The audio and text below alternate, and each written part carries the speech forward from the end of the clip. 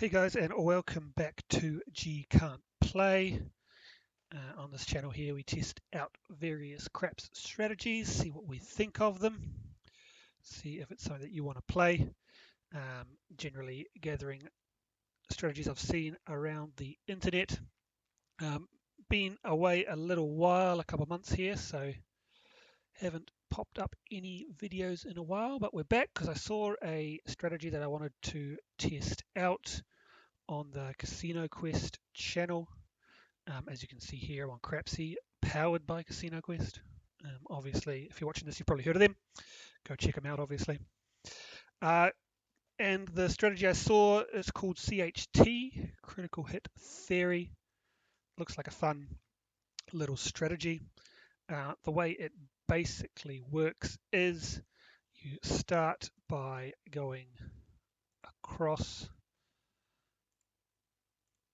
And let me just add up to what we want it to be. So 96 across. And what happens is we want a number to hit. And what we do is we then take the money that we win from that hit. We put it on a number of our choosing, generally either a 6 or an 8. And then we take the number that hits down. What we're looking for is then that number that we build up to hit, bring everything down, and then we can go 64 across. And hopefully start playing with the casino's money, and at that point you can choose what strategy you want. So I'm just going to turn these bets off. We're going to wait for a point to be established. Let's jump in and see what happens. Okay, so out on the 4. Now we've got everything working, and you'll see how the strategy works as I play it if I didn't explain it that well. Okay, so 18 pays 21. So what we're going to do is we are actually going to put that back onto the 6. So the way I'm going to play it, you could put it straight back onto the 8 if you wanted to, but then you wouldn't take a number down. So what we need to do is take that 21. So 5, 10, 15, 20. Oh, it's going up, and I need to turn this off to make sure we get it right. Sorry. I haven't been on here in a little while, so my use of the system is a bit rusty. So we got 5, 10, 15, 20, 1. So it comes to 39. But what we want to do is we want to make it a nice even number for the dealers. So if you don't know, with the 6 and the 8, we want them to basically be denominations of 6, and it just makes it easier for the dealers. I know when you're playing on a system like this, it doesn't matter because it's electronic, but if you're in the casino and playing, they would much prefer a 36 than a 39 because they know how to calculate that. So we'll take that one down. In Crapsy here, there's a good feature where you can turn on the lock the 6 and 8, and then as you can see, I got $5 here. It'll automatically go to the correct number. So we take that to 36, and we pull this one down. So as you can see here, we're still in for the same amount of money, 96, because we pulled down that one. But we've made a little money as well. So now we want to see is if a 6 hits, oh, there's the 8. That's what we don't want to see, the number that we've made free. And what will happen is if any other numbers hit, the 4, 5, the 9, or the 10, we're going to keep building up that 6. But we want to see the 6 hit so that we can then pull everything down. Unfortunately, the 7 came, but that's okay. And we are down 96, but only a 75 loss because we did have that $21 and we took the 18 down once we won that one. Okay, there we go, out on the 5. And we're going to go across. And if I tap it twice, it goes to the correct number, 96 across. And let's see if we can get something going here. Okay, down on the 8 again. So 18 plays 21. We're going to take the 18 down. We're going to build the 6 up to 36. So pull that one down. 36. 213. That doesn't help us. Craps 3. So we really want to hit that 6. but we're happy to hit the 4, 5, 9, and 10 as well. There's a 6. Okay, so 36 pays 42. And as you can see here, if we take everything down, we've made $63. So if we go across now, 64, we're only down $1. So obviously we want to see one more hit to get into that positive. There's the 8. We're going to collect that one. And now we are playing with the casino's money. Obviously not overall. See the rack, we're down a little bit there. But in terms of the general play, we are up. So there, 12 pays 14. I'm going to pop 6 each on the 6 and 8. So now we're just going to go for a little press collect situation. On the outside, 10 pays 18. And what we're going to do is I'm going to take 10 of that and place it on the 5 and 9. So I'm not going very aggressive at this point. It's really up to you how you want to play. You can go aggressive early and then a bit conservative later, or conservative early, aggressive later, aggressive the whole time. It's really up to you, but we're doing pretty good here. What we want to do is we want to see the rack getting back over 1500 into the positive. So we hit the 6 there, 18 pays 21. I'm going to pop another 6 each on the 6 and the 8. Okay, 5 winner, 15 pays 21. Pucker is off. We will wait for a point to be re-established before we play again. It's up to you whether you want to play with the puck on or off. I think most people play when it's off, they don't play. It's just the general way it goes. I'm going to collect that 21, keep that in the bank. Okay, 9. Okay, so I'm going to take pretty much all of that and we're going to build up the outsides. 10 each. We're actually going to throw in $1 and hope we get a little outside action. No, but we're going to hit the point and that's good. 24 pays 28 and we will collect that one because as you can see now in the rack we are up $5 overall. So we really are playing with the casino's money now. You've got to remember when you're playing, this money is not yours until it's in the rack. So even though the bankroll says 1625, so we started with $1,500 bankroll, up 125, 120 of it is sitting out here. So if the 7 was to come now, that money is not ours. 4, that's what we want to see because we built those ones up. 20 pays 40 minus the 1 that we have to pay for that. And we're going to use some of that to build these guys up. We're going to take those to green. And we might, yeah, we'll leave it at that. One more hit, we'll get everything to green. Wasn't actually counting how much I put on there. Another winner. So this is a good little roll here. We've got a roll of 16 so far. So that 5 paid 35. And you'll find with strategies like this, light side strategies, you go through a long roll with a lot of inside numbers, you're going to make money.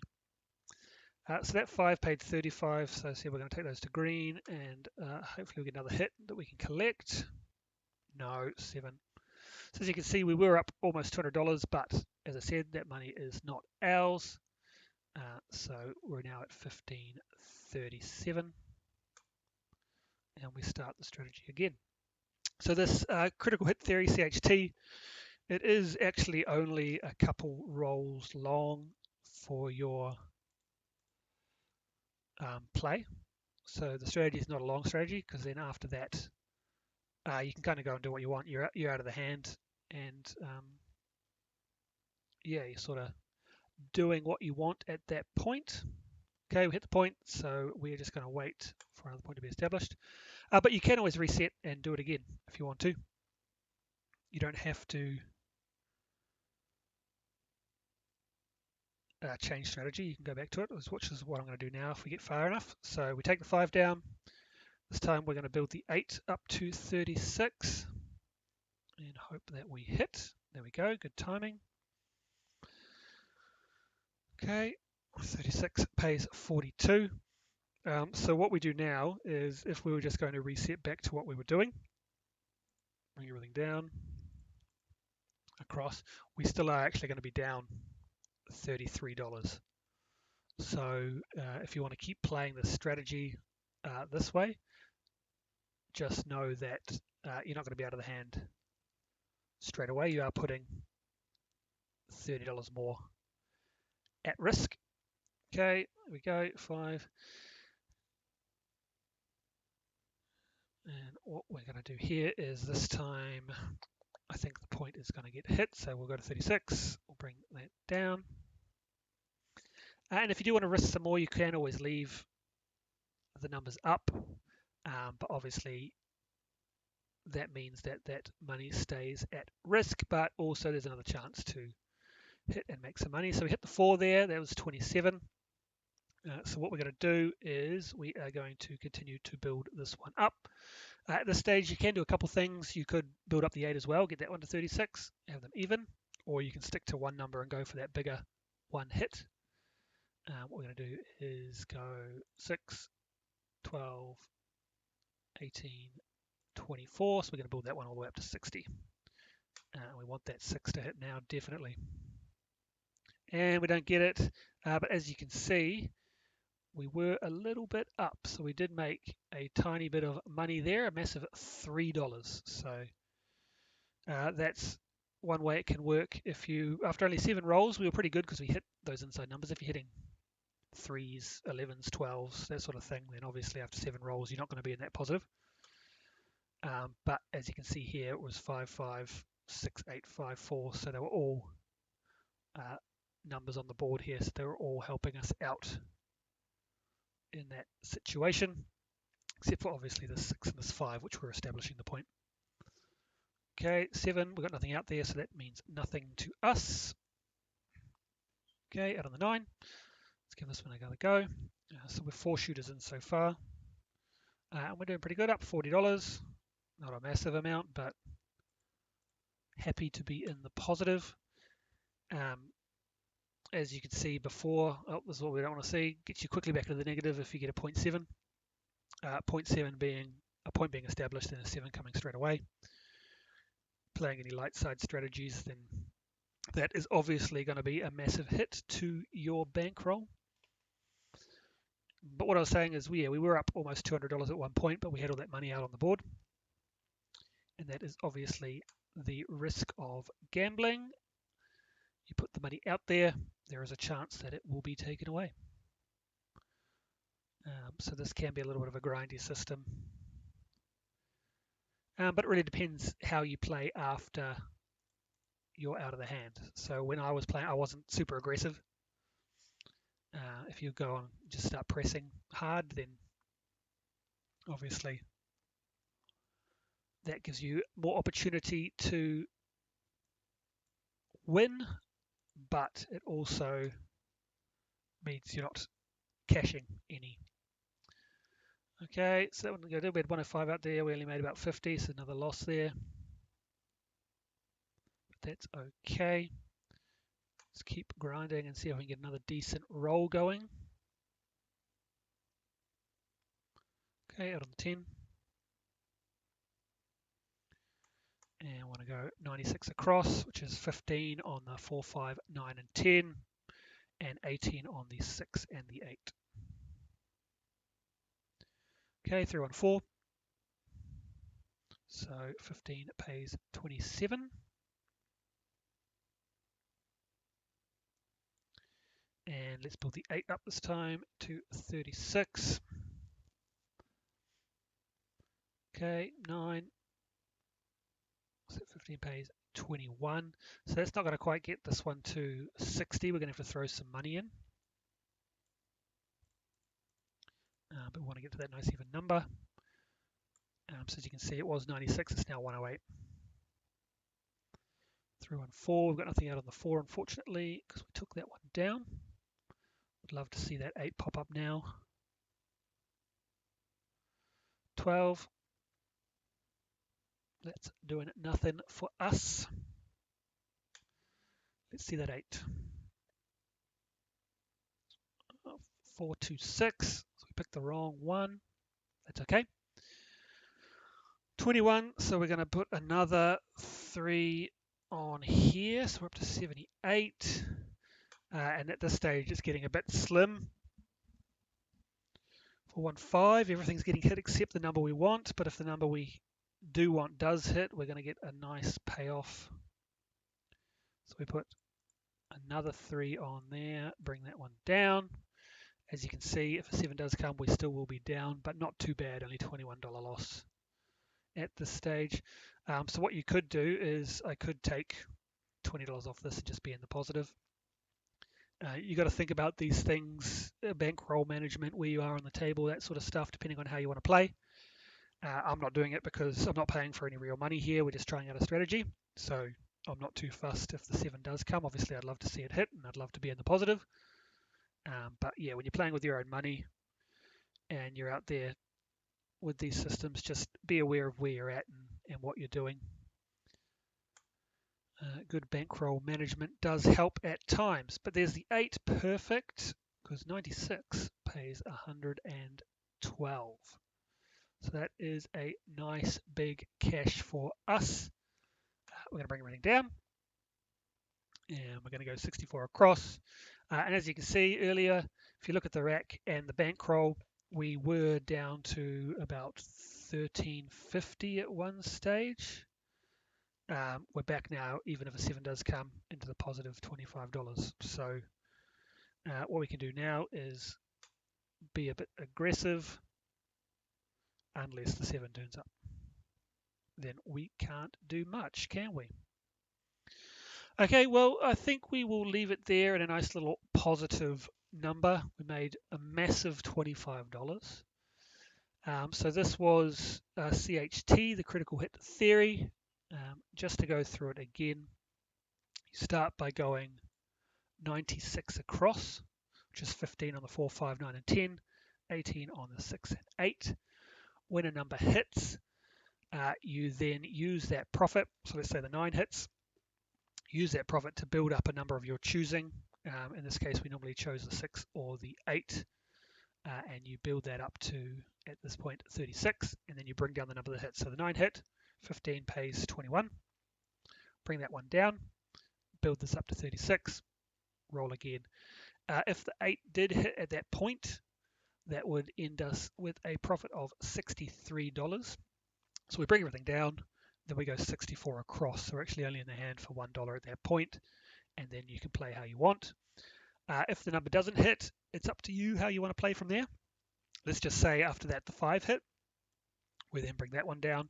You could build the 8 up again. So put another $18 on the 8, go for the bigger hit. Or if you wanted to, you could build up another number. You could build this one up to 36 as well. So you've got 2 more chances to get out of the hand.